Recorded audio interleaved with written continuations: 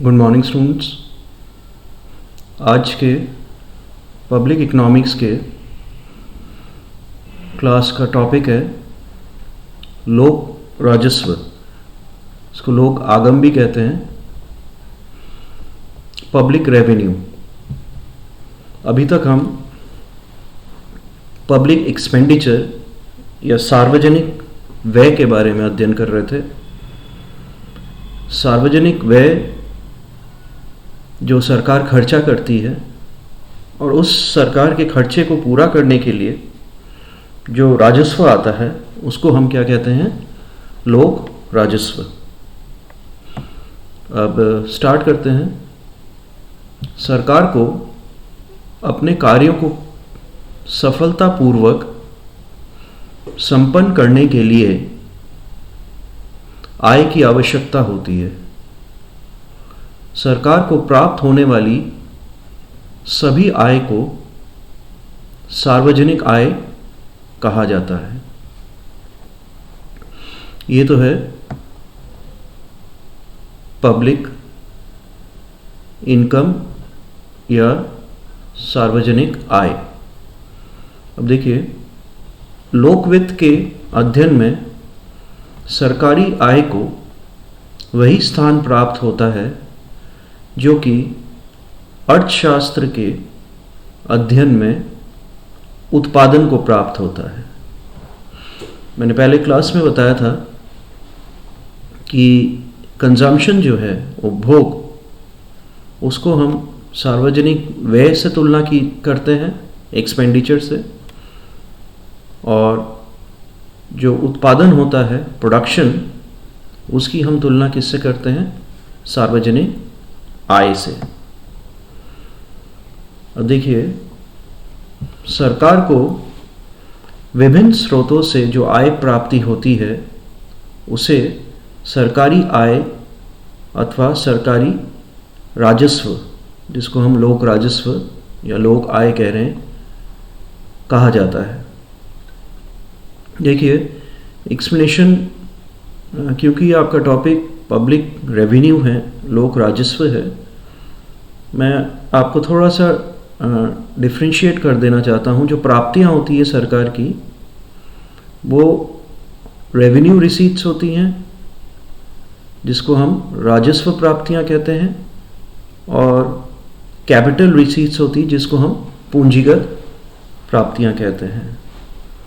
ये बैंक से लोन आदि जो होती हैं, ये सब चीज़ें क्या हो जाती है? कैपिटल रिसीट्स में हम इंक्लूड कर लेते हैं। जो आज का जो टॉपिक है वो लोक राजस्व, मतलब जो पब्लिक रेवेन्यू है, उसी तक सीमित है। तो अब देखिए, लोक राजस्व के स्रोत क्या होते हैं? लोक राजस्व के स्रोत मुख्य तौर पे हम दो भागों में बांट सकते हैं। एक तो टैक्स राजस्व या कर राजस्व, जिसको हम टैक्स रेवेन्यू कह रहे हैं, जिसका एकमात्र सोर्स है कर। बाद में आपको कर कितने प्रकार के होते हैं, जैसे परोक्ष कर होता है और प्रत्यक्ष कर होता है, उसके बारे में आपको मैं जानकारी दूंगा। तो लोक राजस्व के स्रोत को हम दो वर्गों में बांटते हैं। एक तो टैक्स राजस्व, जिसको कर राजस्व कह रहे हैं, और दूसरा होता है गैर कर राजस्व, जिसको हम नॉन टैक्स रेवेन्यू कह रहे हैं। अब ये नॉन टैक्स रेवेन्यू के तीन मुख्य स्रोत होते हैं। एक तो व्यावसायिक आय, जिसको हम कमर्शियल रेवेन्यू कह रहे हैं। कमर्शियल रेवेन्यू क्या होती हैं?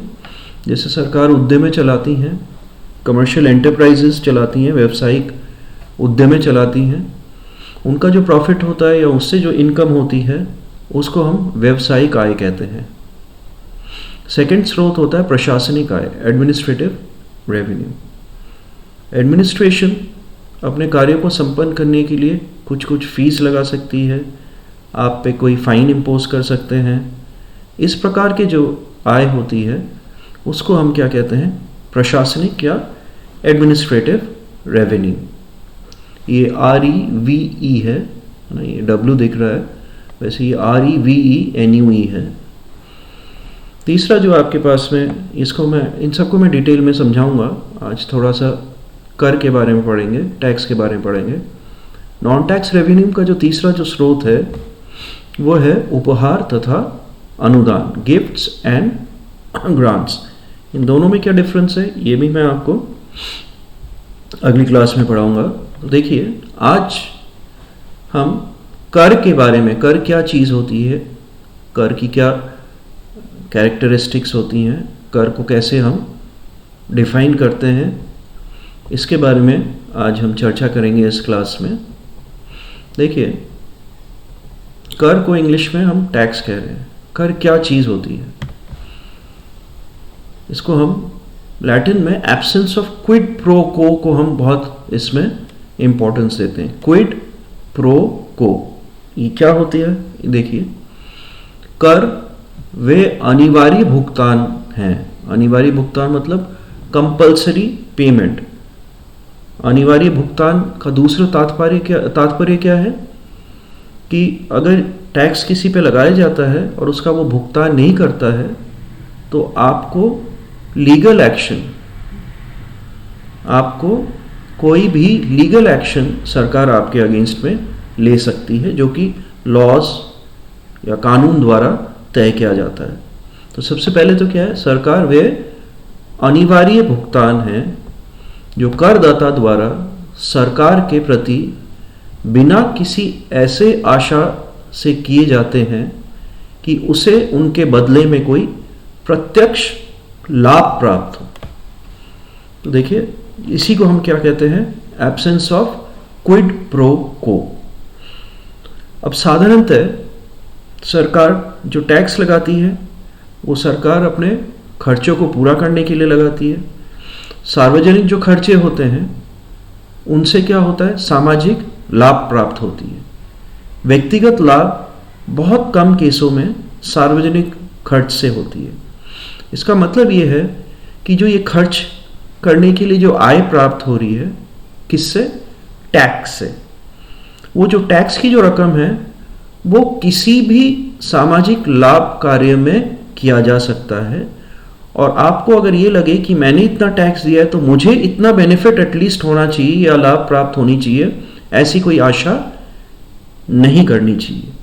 तो कर का ये एक बहुत इंपॉर्टेंट एस्पेक्ट है, बहुत इंपॉर्टेंट पार्ट है कि टैक्स की जो आप भुगतान करते हैं उसके बदले में आपको कोई डायरेक्ट बेनिफिट या प्रत्यक्ष लाभ प्राप्त करने की आशा नहीं होती है। इसको हम दूसरे शब्दों में कैसे डिफाइन कर सकते हैं, देखिए, इसमें करदाता व सरकारी सत्ता मतलब जो टैक्स इंपोज कर रही है, जो टैक्स लगा रही है किसी पे, के बीच प्रत्यक्ष रूप से लेने देने वाली बात नहीं पाई जाती। सरकार ने आपसे टैक्स लिया, इसके बदले में सरकार आपको कोई लाभ देगा, ऐसी कोई प्रत्यक्ष रूप से कोई भी बात नहीं पाई जाती। इसी को हम क्या कहते हैं, लैटिन है ये एब्सेंस ऑफ क्विड प्रो को, मतलब किसी लेने देने के बदले में कोई लेना इस कर के कैरेक्टरिस्टिक में नहीं पाई जाती है। ठीक है, तो इसका डेफिनेशन में आपको दो चीज़ें समझ में आ रही है। एक तो ये अनिवार्य भुगतान होती है। अनिवार्य भुगतान का मतलब क्या है कि आपको इस अगर टैक्स इम्पोज की जाती है तो आपको उसका भुगतान करना पड़ेगा, वरना सरकार आपके अगेंस्ट में कानूनी कार्रवाई कर सकती है। दूसरा क्या मोस्ट इम्पॉर्टेंट चीज़ है इसमें कि आपका जो टैक्स का जो भुगतान हो रहा है वो सरकार वापस सामाजिक लाभ के लिए खर्च करती है, लेकिन आपके डायरेक्ट लाभ, प्रत्यक्ष लाभ के लिए खर्च नहीं भी करती। तो देखिए, आज की क्लास में कैरेक्टरिस्टिक्स ऑफ टैक्स, ये जो डेफिनेशन है इसको हमने 4 पार्ट में हमने बांटा है। एक तो अनिवार्य भुगतान जो कि मैंने अभी समझा दिया है। दूसरा क्या है, ये व्यक्तिगत भुगतान, यानी अदा करने की दायित्व किस पे होती है। जैसे करदाता का कर्तव्य है कि अपनी समस्त आय को घोषित करे और कर अदा करते समय अपने कुल आय को ही दृष्टिगत रखे। मतलब ये आपके ऊपर, आपके देयता है कि आप अपनी संपूर्ण आय का खुलासा करें, जिसको ध्यान में रख के उस पर जितना टैक्स बनता है वो आप अदा करेंगे। ये भी व्यक्तिगत भुगतान यानी कि आपकी जिम्मेदारी होती है, आपकी दायित्व होती है कि जो टैक्स आपको भरना होता है वो कैसे भरेंगे, किसी आधार पे भरेंगे, मतलब आपकी आय पे भरेंगे। तो आप आय का संपूर्ण हिस्सा जो है वह दिखाते हुए या घोषित करते हुए अपना टैक्स कैलकुलेट करके उसकी भुगतान करेंगे। तीसरा है कर समाज के हित के लिए लगाया जाता है। अब कर लगाने के पीछे मैंने क्या कहा है, एक सबसे बड़ा रीज़न होता है कि राज्य या सरकार या सार्वजनिक जो खर्चे होते हैं उनको पूरा करने के लिए कर लगाया जाता है, क्योंकि कर एक प्रकार की आय है सरकार के लिए।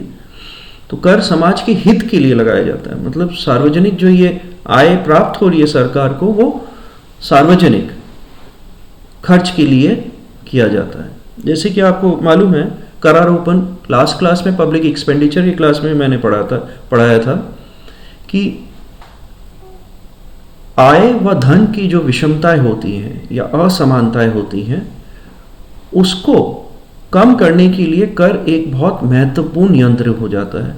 कैसे हो जाता है कि निर्धन वर्ग के लोगों पे आप सार्वजनिक जो खर्च होता है वो कैसे बढ़ा सकते हैं, जो अधिक आय वाले जो वर्ग होते हैं उन पे अधिक कर लगा के, यानी सरकारी या सार्वजनिक आय को बढ़ाने की दृष्टिकोण से।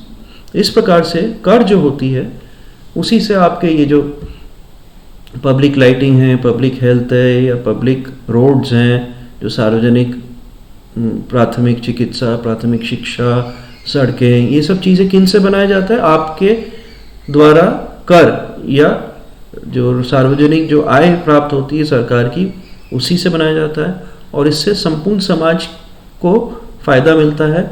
इसीलिए समाज के हित के लिए कर को लगाया जाता है। कर और राज्य लास्ट जो इसमें पॉइंट है, देखिए इसमें थोड़े से एक्सेप्शंस होती हैं, थोड़ी सी इसमें क्या होती हैं, आपको नई नई चीज़ें कर लगाकर भी उसी पे खर्च किया जाता है, जैसे मैं अभी आपको समझाऊंगा। कर और राज्य द्वारा प्रदान की गई सेवाओं में कोई संबंध नहीं है, मतलब कर जो आप पे जो लगाया गया है उससे जो सार्वजनिक आय प्राप्त हुई है वो किसी भी सार्वजनिक कार्य के लिए या सेवाओं के लिए किया जा सकता है। ज़रूरी नहीं है कि कर लगाया, किसी एक पर्टिकुलर चीज़ पे कर लगाया और उसी को बेनिफिट या लाभ देने के लिए कर का इस्तेमाल या सरकारी खर्च किया जाए। लेकिन इस पे कुछ एक्सेप्शंस होती हैं, जैसे कि आपको मालूम है इनकम टैक्स पर आजकल सेस लगाते हैं जिसको हम उपकर कहते हैं। अब उपकर जो लगाया जाता है, जैसे शिक्षा स्वास्थ्य पे आजकल 4% इनकम टैक्स में उपकर लगाया जा रहा है, ठीक है ना, टोटल टैक्स के ऊपर एक सेस लगाते हैं। वह साधारणतः उसी चीज के लिए खर्च किया जाता है या लाभ दिया जाता है उसी में जिसके ऊपर उसको लगाया जाता है, जिस नाम से उसको लगाया जाता है।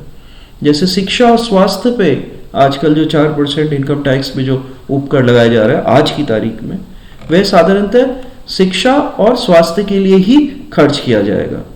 तो जैसे ये 4th पॉइंट है, कर और राज्य द्वारा प्रदान की गई सेवाओं में कोई संबंध नहीं है, इसमें कुछ डिफरेंस है। जैसे भूमि कर है, जैसे लैंड टैक्स है, वो भी भूमि सुधार के लिए ही अक्सर, सब हमेशा नहीं लेकिन साधारणतः उसी के ऊपर ही खर्च किया जाता है। तो जो 4th पॉइंट है उसमें कुछ चीज़ें हैं ऐसी जो कि कर की कैरेक्टरिस्टिक सामान्यतः जो होती है उसमें कुछ एक्सेप्शन पाई जाती है। जैसे स्पेशली जो सेस लगाए जाते हैं जिसको हम उपकर कह रहे हैं, वो भी एक टैक्स का ही पार्ट है। उस टैक्स के पार्ट को जिस मत पे टैक्स उगाया जा रहा है उसी मत पे साधारणतः खर्च किया जाता है। तो देखिए ये टैक्स की कैरेक्टरिस्टिक्स के बाद में एलिमेंट्स ऑफ टैक्स, टैक्स के जो तत्व होते हैं, और फिर बाकी जो नॉन टैक्स रेवेन्यू होते हैं, गैर जो आपके पास कर जो राजस्व होता है, जैसे व्यावसायिक प्रशासनिक आय, उपहार, अनुदान, इन सब के बारे में विस्तृत मैं आपको नेक्स्ट क्लास में जानकारी दूंगा। बस आप थोड़ा सा टैक्स क्या होता है, टैक्स का नेचर क्या है, प्रकृति क्या होती है, और टैक्स की जो कैरेक्टरिस्टिक होती है, टैक्स की जो कैरेक्टरिस्टिक्स होती हैं वो किस प्रकार की होती है, जो विशेषताएं होती है वो आपको थोड़ा सा ध्यान में रखना पड़ेगा। तो सार्वजनिक आय, सार्वजनिक राजस्व और टैक्स की डेफिनेशन के बारे में आज इस क्लास में, प्लस टैक्स की जो विशेषताएं हैं उसके बारे में आज हमने थोड़ी सी जानकारी ली है।